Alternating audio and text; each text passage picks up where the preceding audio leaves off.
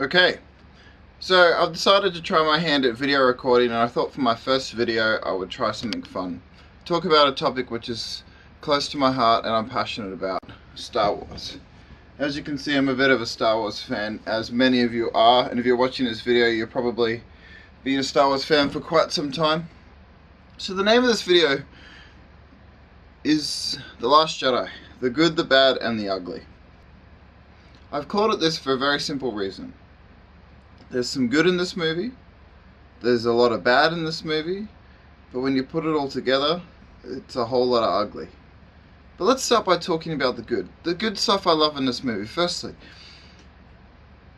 in many ways you feel like you're in the Star Wars world. This feels like a Star Wars movie in so many ways. You've got X-Wings, you've got TIE fighters, you've got space battles, you've got bases on jungle planets, bases on ice/salt plain planets, you've got remote vistas, you've got lightsabers, stormtroopers, you've got a lot of what you would expect from a Star Wars movie. So there's a lot about this movie which feels like Star Wars. It really does. You've got dreadnoughts, you've got Mon Calamari cruisers, you've got so many different things which we love about the Star Wars world. It looks, the aesthetic is quite amazing. In fact, they did a really brilliant job of making this look and feel, in many ways, aesthetically like a Star Wars movie. But you need more than that for just a good movie, but we'll get to that in a little bit. I also like some of the performances in this movie. I actually really like Adam Driver's portrayal of Kylo Ren. I find how they've written Kylo Ren as sort of a millennial whiny Darth Vader to be really annoying. Darth Vader felt like a really good bad guy, but Adam Driver's performances are brilliant. He's an incredible actor, and he really sucks you in to every scene that he's in. His presence, his acting skill, it really stands out amongst everyone else on the screen. Mark Hamill was fantastic in this movie. Again, I did not like the direction they took with him. I didn't mind that there was character development, but he was fantastic. He was really good. He's improved in his acting since the original Star Wars in 1977. So I really liked his performance. I liked Poe Dameron, at the start of the movie at least. For a while he was cool. But look, I really struggle to really talk about what I like about this movie, because even the cool things which they did were overshadowed by so many terrible things. So let's talk about what was bad about this movie. This is more a case of, where do we start? Well, firstly, even though it feels and looks like a Star Wars movie, even though it feels, you've got the aesthetic of a Star Wars movie, in no way did this movie expand the Star Wars universe. I mean, it gives us a kind of an analogue of Hoth, and it gives us, this beautiful island, which was, I believe, filmed in Scotland or Ireland or somewhere like that. Like, you get these beautiful vistas. You've got the Rebel base, which we see a glimpse of at the beginning. I believe that's the same base from The Force Awakens. You get the casino planet, and I suppose that's something new, that's something a little bit different. But other than that, we don't really get the Star Wars world expanded. Like, you watch the old movies, all six of the prequel trilogies and the original trilogy, you watch all of these movies, and the Star Wars world is expanded in every single movie. In the first movie, you start off on a desert planet. We work our way to a Death Star, end up on Yavin 4. We get to see two very different contrasting planets, plus also we get this big section in the middle where they're in the space station, and you get this real sense that the Star Wars world is technologically advanced and they can live in various different environments and successfully. Then we get Hoth, a snow planet, in the second movie, and we get Dagobah, and we get Bespin. We get the Cloud City and Bespin. We get this beautiful, different, contrasting and varied worlds. And then in the third movie, we come a little bit back down to where the trilogy started, back to Tatooine to rescue Han. But then in fact, in a lot of ways, the third movie kind of replicates the feelings, the scenery of the first movie, because you've got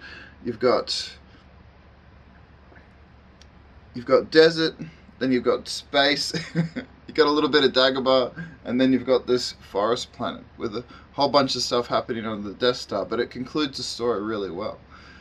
And then in the prequel trilogies, I mean, look at the different worlds. We got Naboo, we got so many different places which we get to experience. Underwater cities, volcano planets, so many different things.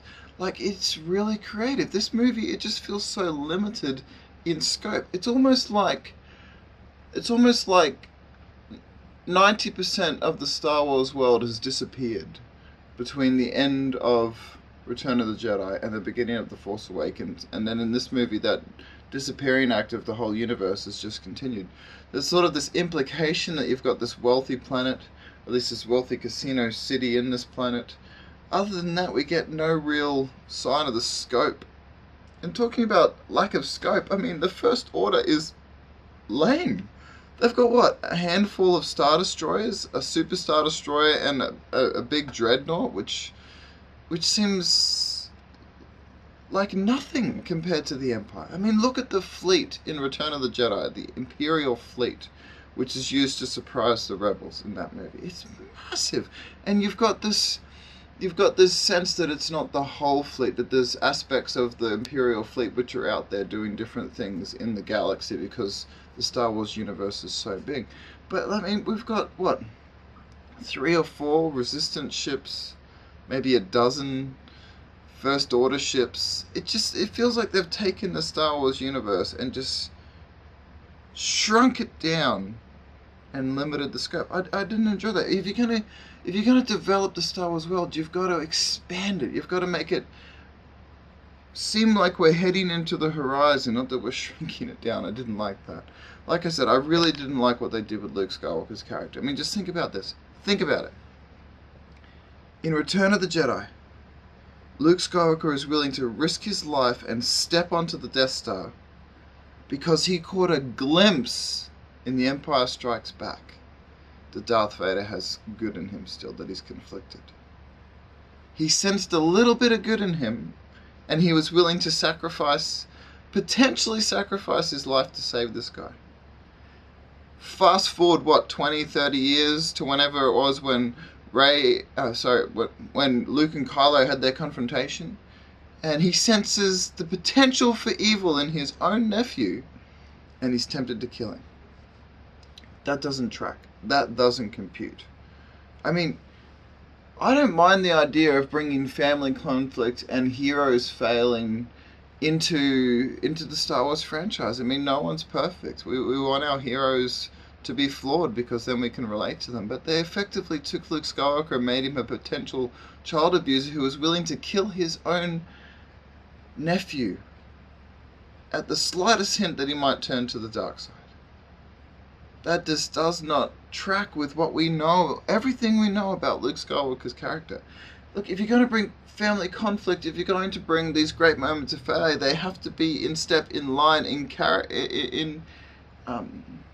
they have to be believable with what we know about who that character is.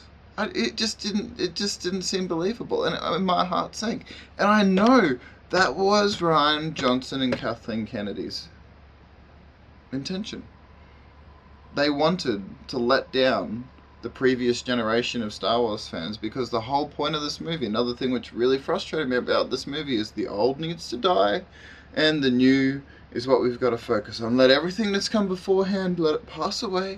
Now, look, I understand that you'll never capture the brilliance of the original trilogy. The prequel trilogy, which had a wonderful overarching story, but terrible dialogue, it had awesome things about it, had its flaws, couldn't capture the wonder and the nostalgia of the original trilogy. I understand that.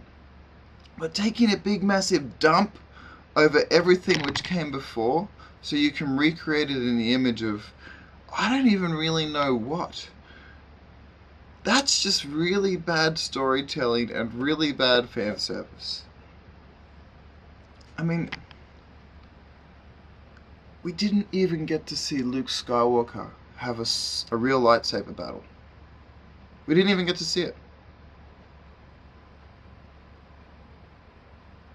he uses his force powers to project himself to some far distant place in the galaxy, to dupe the First Order, to give, what, a dozen or so, maybe a handful of resistance fighters a chance to escape.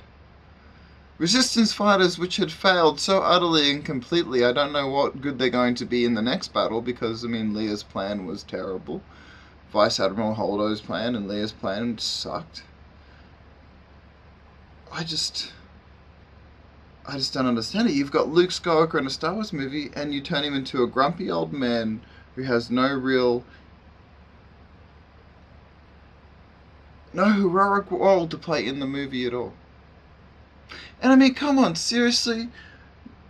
The old recluse living in exile.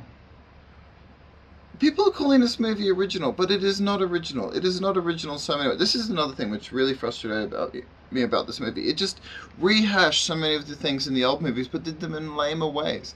Luke Skywalker is a hermit living in exile, like Yoda and Obi-Wan Kenobi. Rey walking onto the Death Star with Kylo, just like Luke and Darth Vader. We have a scaled down, less threatening version of the battle on Hoth, on this new salt planet. It's filled with all this white salt. I mean, it was really cool when stuff blew up and the red went up in the sky and all that sort of stuff. There were some cool parts about it, but overall, I mean, seriously, this movie was not that original.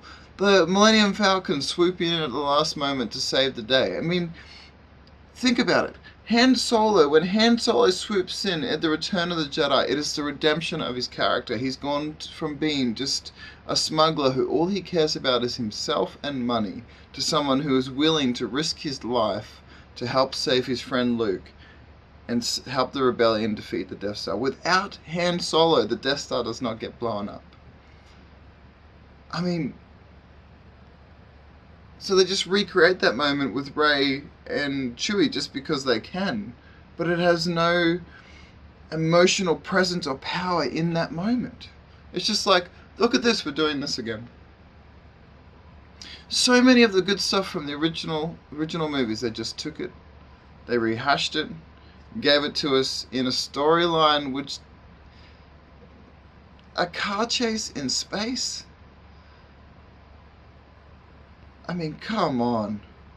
We're about to run out of fuel. How many little ships do they have capable of hyperdrive on that Mon Calamari cruiser and those medical transports? How many?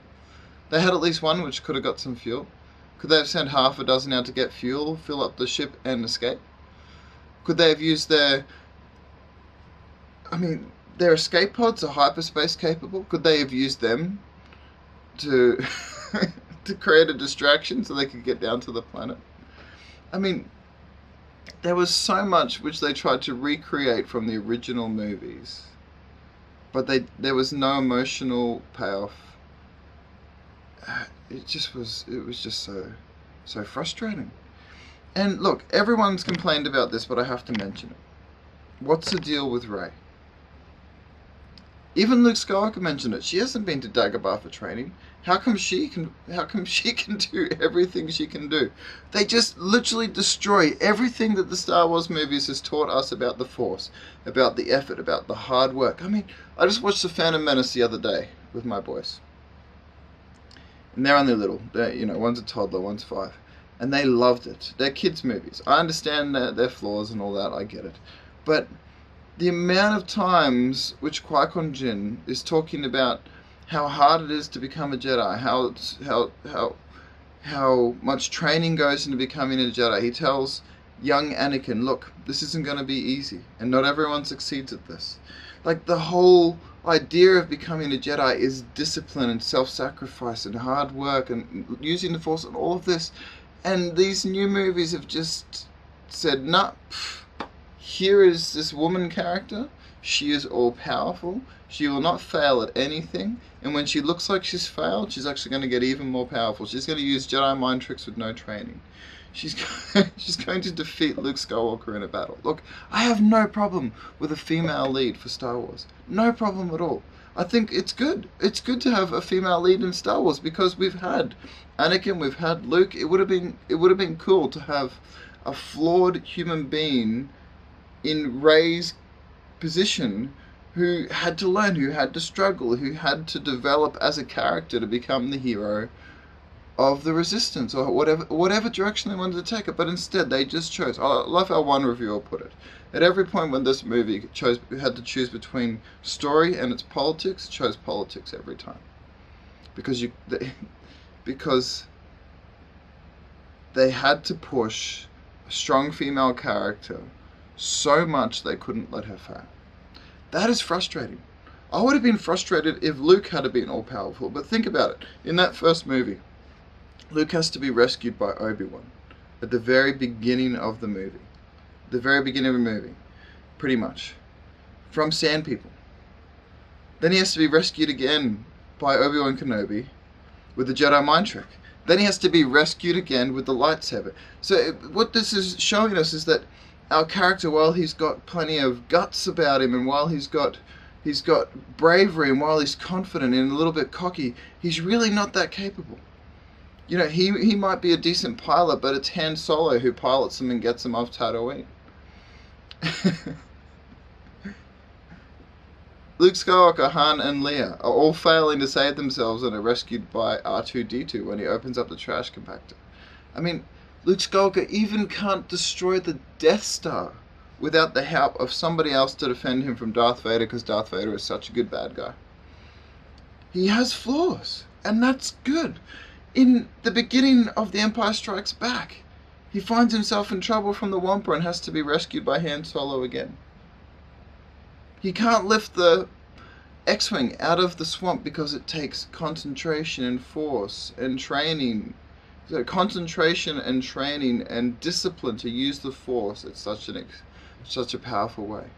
But Rey can lift dozens of massive rocks with what looks like no effort. Even Yoda was straining when he lifted up the X-Wing. Everything that this franchise has told us about the Force, this movie just said, no, stuff it. We're going to do this. We're going to make someone all-powerful who can use it with no effort, who can defeat the greatest Jedi Master in the universe. That is bad storytelling. There are so many good, strong female characters in fiction. So many good ones. Ripley from Aliens was flawed and strong. Linda Hamilton's character, Sarah Connor in Terminator, was flawed. She needs to be rescued at different points. But she grows, she gets stronger, and she helps save the day. I also really found it frustrating that this movie had to preach to us about capitalism and animal cruelty. I was watching Attack of the Clones the other day as well, because I want to show them to my boys, and they haven't seen them for a while. And there's a cool scene when they're on Mustafar, and they're in that big stadium, and they're going to be executed, and the Count Dooku and all the aliens, they bring out those big giant creatures to come and execute them. You got the big praying mantis one, and then you've got the other two. One that looks sort of like a space lion, and one that looks like a modified rhino/dinosaur, and they get into Padme and Anakin and Obi-Wan. They all find a way to get away from the creature which is killing them, and then the battle droids come out and surround them, and then the Jedi come down and help them, and there's this big battle, and then in the midst of this battle, this big praying mantis monster thing comes up behind Obi-Wan Kenobi, and he senses it's behind him, and he dodges out of the way, and he takes his lightsaber and cuts its legs down, and then flips his lightsaber down when it's on the ground, and just puts it through its head and kills the thing. I feel like this movie was trying to apologize for that, and apologize for Luke defending himself against the Wampa, and how silly! What a stupid message to push through. It's worth it. No, it's not, Rose. It's not worth it. You failed in your role to save the rebellion, and you said it's worth it because you could release a few animals. Look, I'm against animal cruelty. I get it. It's wrong. It's bad. It's bad to hurt animals for something like racing. I get that. We need to treat them well. But seriously? You've got to preach to us about this in this movie, and preach to us about capitalism, and that war is all about money and all that sort of stuff. The whole point of Star Wars, well, not the whole point of it, but one of the beautiful things about Star Wars is it gave us an escape from the world in which we lived. We could sit down for a couple of hours, be entertained, and imagine this incredible world with spaceships and bad guys and good guys, idealistic bad guys and idealistic good guys, you know, all this cool stuff, and just have a break from thinking about the troubles of this world. And Disney said with this movie, no, we're going to push them right in your face. Push them right in your face. It's very frustrating.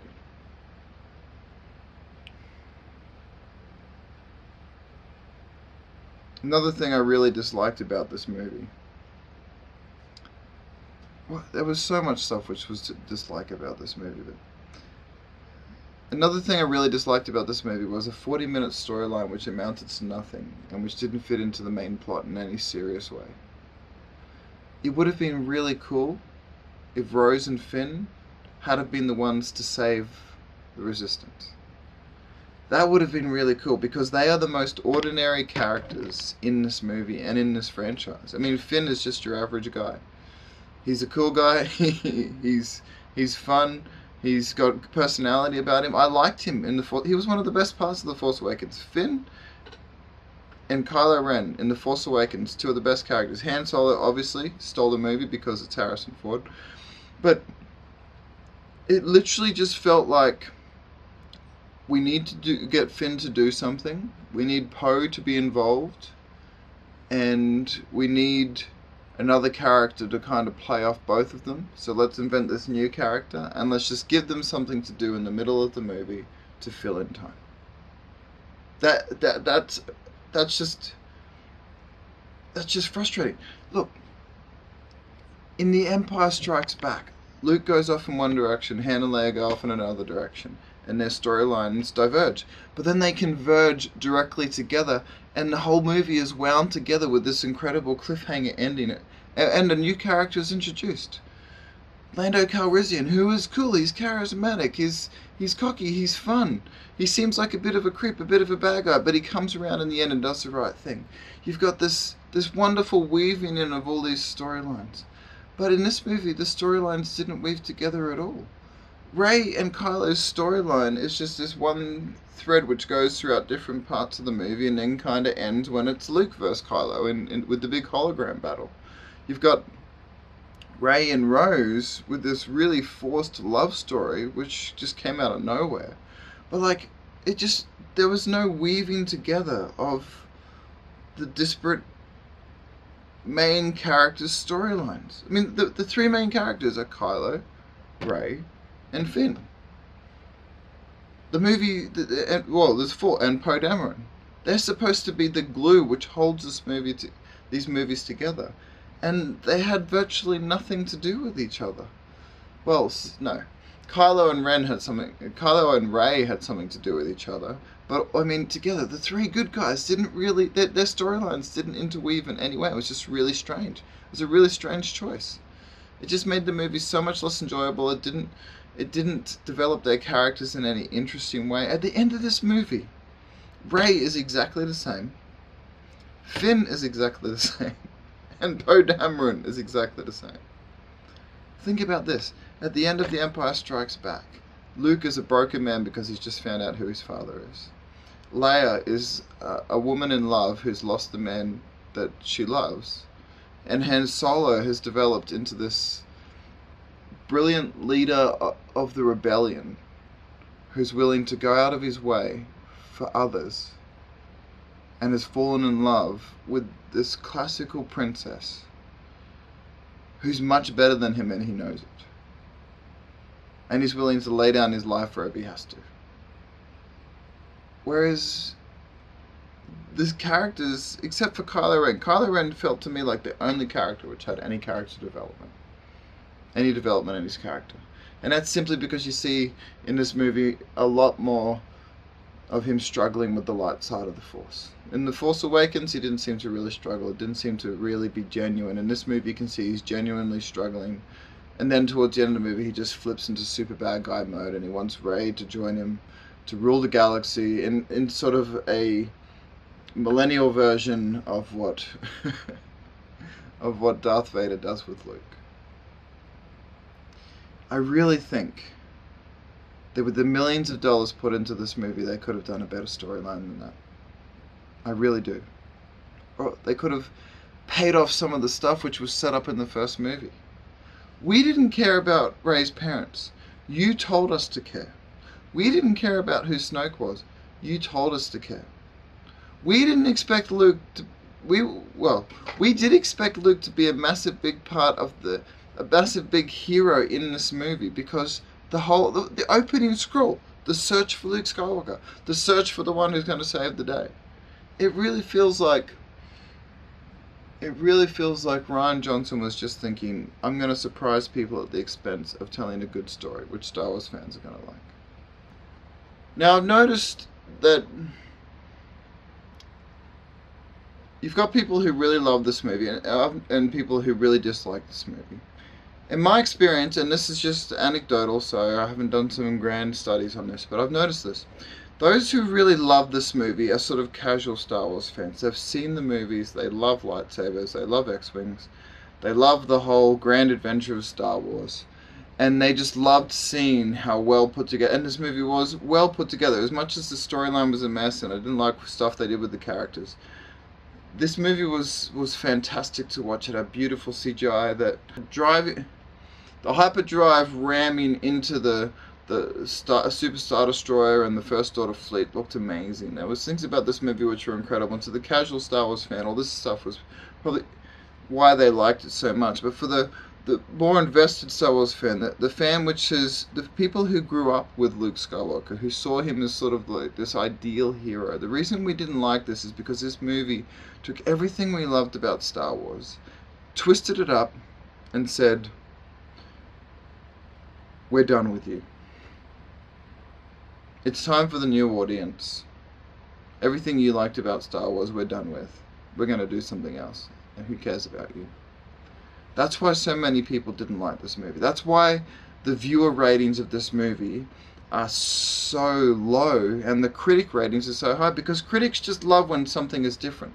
They love the fact that all these things were set up and your expectations are dashed. You were set up and they love that this movie did that sort of stuff, because for critics, I mean, for one, they have to watch so many movies to have something which is so startlingly different in terms of the hero's journey and all this sort of stuff is what they love. So of course they're going to give it high ratings. But to the people who were invested in the Star Wars world, we wanted to see Luke Skywalker, Han Solo, and Princess Leia together at least once in the first movie. We wanted to see Luke Skywalker kicking some ass. We got to see Princess Leia kicking ass, which is awesome. She did it in the first 3 movies, and not Luke Skywalker. We got to see Han Solo kicking butt, and we didn't get to see Luke Skywalker. He doesn't really kick butt in this movie. I'm sorry, but a holographic battle where he fools someone. What's frustrating is we got a glimpse of what we could have had in the way he acts in that scene. We get a glimpse of the old Luke. But they chose not to give us Grandmaster Luke using his lightsaber and Force powers to battle the First Order in some incredible way, which would have been so cool. Instead, he basically just does one big psych out.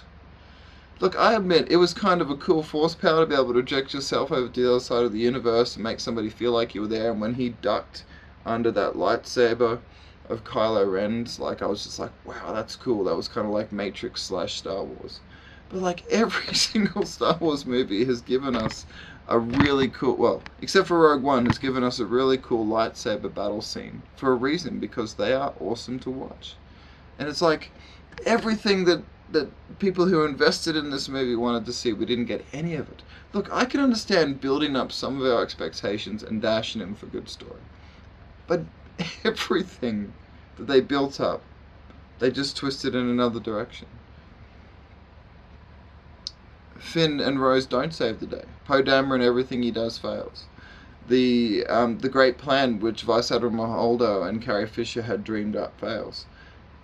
Luke Skywalker isn't really there, and he's not going to make it into the next movie. Carrie Fisher dies in this epic, awesome way, but she doesn't actually die. Like, all the doing it just over and over again in the movie, it just made it frustrating. It just made it one frustration after the other. Look, bringing this all together, I think putting this movie together, everything we've seen, some of the good that we've seen, the bad that we've seen, overall you get an ugly movie, because Star Wars is meant to give us hope that there's this imaginary cool world out there that anyone can be a part of, that has heroes and villains, and awesome stuff happens.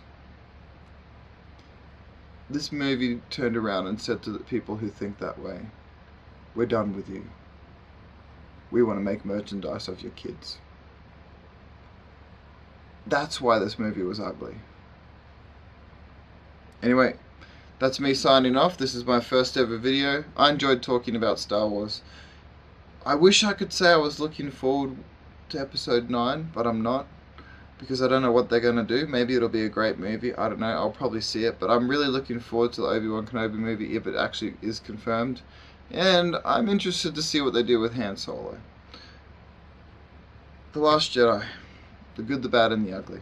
Tell us what you think down in the comments.